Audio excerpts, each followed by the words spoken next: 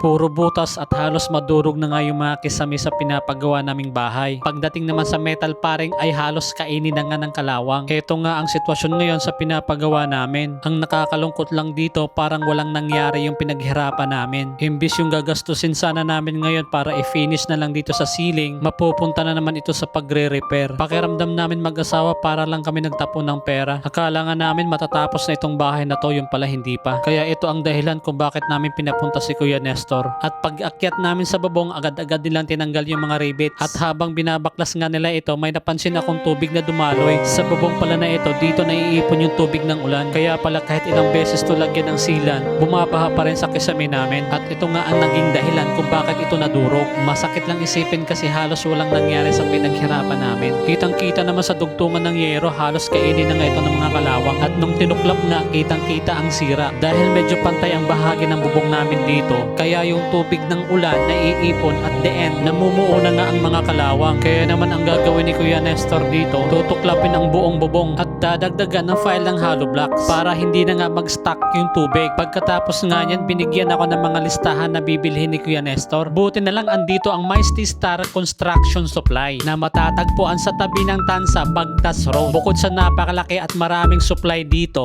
hindi nga ganun kataas ang mga presyo ng materyales dito. Baka naman Mighty Star,